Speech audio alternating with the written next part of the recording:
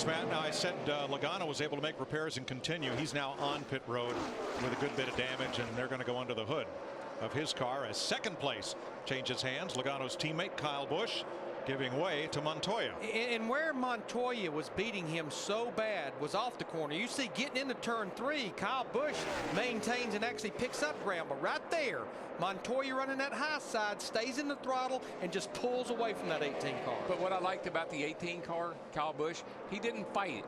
He let him go, which is smart. I mean, Montoya's quicker than you are. Let him go. We get him. Maybe you can get him later.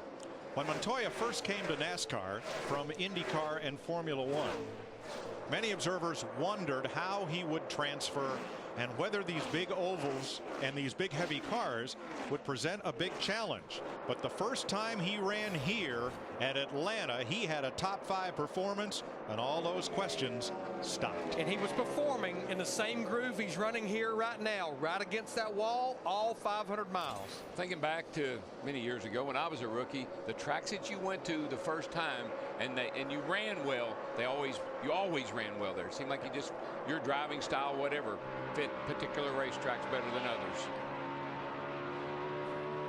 Riding with Martin Truex Jr. in the 56 car right now. He's 12th. He's battling Ryan Newman. You see him right back there in that 39 car. It just looked like in those 2 practice sessions yesterday, the first and the second one, that long run wise, this 56 car was pretty good. And look who's coming right behind him, Greg Biffle, who started way in the back after crash damage in practice. Biffle's coming back toward the front. But just remember, that was his wingman at the back, the 39 car, Ryan Newman, who was back there for an engine change. So both those guys looking out there just into the top 10. Biffle said what few laps he got to practice that car yesterday, it was actually a better car than the one that they were going to race. But what was pretty amazing, they took the time to take a lot of parts and pieces, suspension-wise, off that car they wrecked and put onto that backup car. 2 weeks, Thunder Valley, Tennessee, Bristol Motor Speedway. One of the first signs of spring. The campers are arriving in Bristol.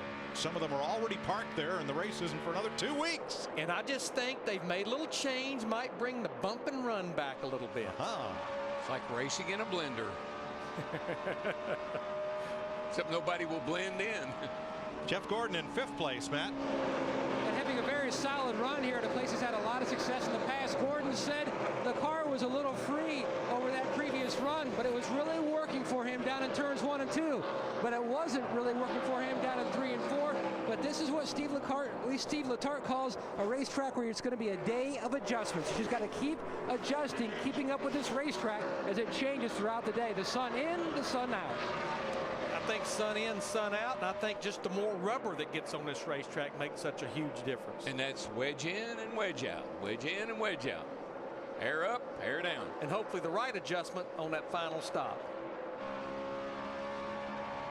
Gordon and Dale Jr., 4th and 5th. But the leader is Casey Kane. He has been out front 3 times for 33 laps in the Kobalt Tools 500.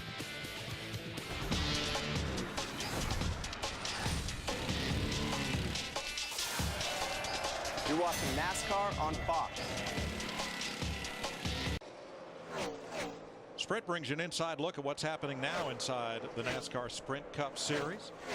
Biggest mover in this race, up 35 spots. That's Tony Stewart, who started in the back with an engine change. And Kyle Busch has the fastest lap of the race so far. For more NASCAR stats, NASCAR Sprint Cup Mobile at sprint.com/speed. Casey Kane, your leader. A couple of changes in the top 5. Jeff Gordon moves up. Montoya holds 2nd. Kyle Busch back to 5th. Jeff Gordon moves up. Kurt Busch into the top 5. 18 in cars the deuce and coming. Yeah, the 18 cars backpedaling just a little bit, Mark. I don't know, or Mike. I think it's something happened to his car there. Steve? Mike, you guys were talking about changing weather conditions. Kurt Busch just says this car is temperamental.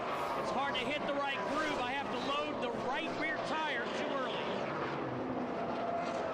And And that's something that obviously Steve Addington and that group, they're going to have to start attacking, because we're getting to the part of the race, even though it's early, where you almost anticipate, well, maybe we'll get into those long runs that I talked about in the FedEx Understanding the Race. There's Steve Addington, crew chief for Kyle Busch for a couple of years. Now he's moved over to Kyle's brothers, Kurt Busch, for 2010. Coming up on 100 miles as you watch the battle for third.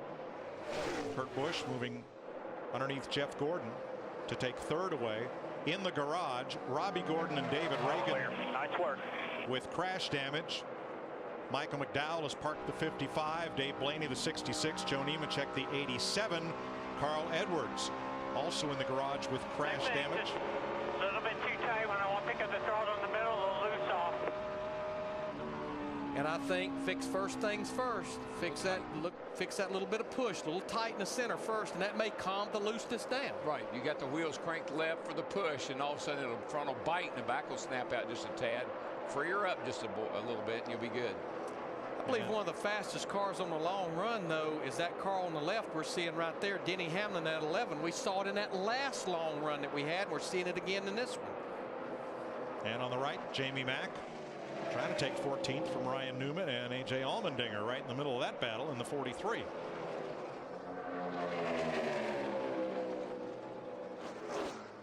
Yeah, that orange and that green car, they've been hooked together for a good part of the race. Allmendinger in the bottom in the 43 and McMurray, our Daytona 500 winner, in the one car. They've been right there almost like this since the drop of the green flag.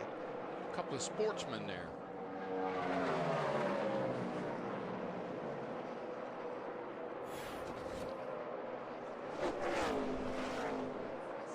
And Allmendinger makes the pass.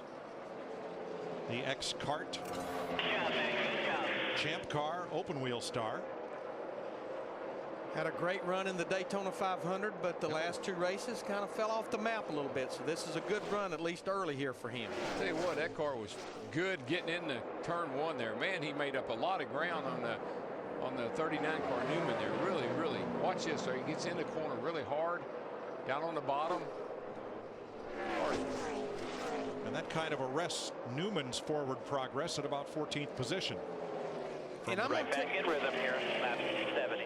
When you got a car that'll still work down there, you know, we talk about the multiple grooves. You see three different grooves right there with Allmendinger and McMurray and Newman. When your car will work down there and it will stick and you can move forward, it's a pretty good race car. Little battle up front here. Kyle Busch is 7th. Christie's about to get a mirror full of Tony Stewart here.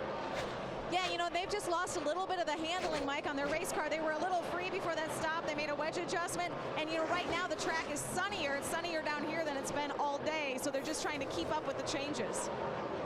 And I think they're going to be faced with this all day long, sun in, sun out, just like they were talking a while ago.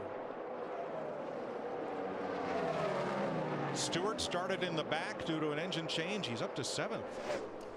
Yeah, what they did yesterday when they went to check the valve lash on that 14 cars, we got a little battle here between Kurt Busch and the two who used Boris Said as a pick. That's a battle for 4th. Denny's going to go right to the bottom. But when they checked the valve lash on that 14 car, they saw it had opened up. They decided to change the engine, but immediately they went over there and started checking the engine on that teammate. Ryan Newman, the 39, decided to change it. Side by side for third, second place Montoya just ahead of them. Dick, how about Montoya? Well, Mike, before the last round of pit stops, the crew was telling Montoya what a good car he had, telling him his lap times were faster than anybody else. Then on the pit stop, they adjusted the car. He doesn't have as much forward grip as he had before, and he is watching Casey Kane disappear through his windshield. So what does the crew tell him? You're faster than anybody behind you. And they're telling him the interval between he and the cars that are back there to try to keep their driver enthusiastic and pumped up about his situation. Yeah, I mean, he just lost 2 spots there. You saw the 11 car, Denny Hamlin, drive by. Real clean. There was a bit of terror. This is the guy, though, going. Denny Hamlin's going forward. His teammate, Kyle Busch, in that 18's going backwards. He continues to lose spots. Jimmy Johnson battling for 9th, and here comes DeBiff. That 18 car, though, Larry, I've noticed that a lot of races, really good for a little bit for a short period of time, but hadn't been all that great over a long haul. Here comes Biffle, right in his favorite groove.